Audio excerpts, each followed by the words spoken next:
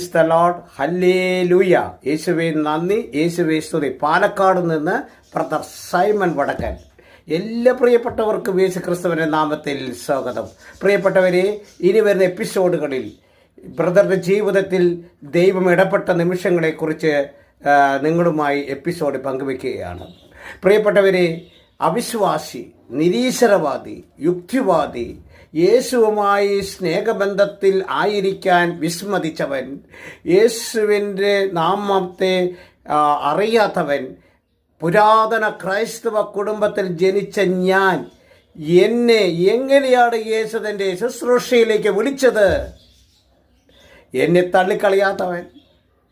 യെശയ്യാ പ്രവാചകന്റെ പുസ്തകം അതിൻ്റെ 30-ാം അധ്യായത്തിൻ്റെ 21-ാമത്തെ വാക്യം, ഇതാണ് വഴി, ഇതിലെ പോകുക. ഹല്ലേലൂയ, ഇതാണ് വഴി, ഇതിലെ പോകുക.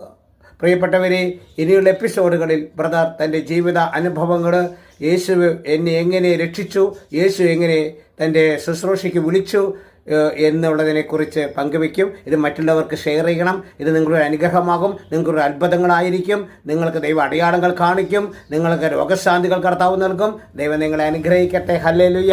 യേശുവേ നന്ദി. നാളെ മുതൽ 7-ാം തീയതി മുതൽ പുതിയ എപ്പിസോഡ് ആരംഭിക്കുകയാണ്. യേശുവേ നന്ദി, യേശുവേ ആരാധന.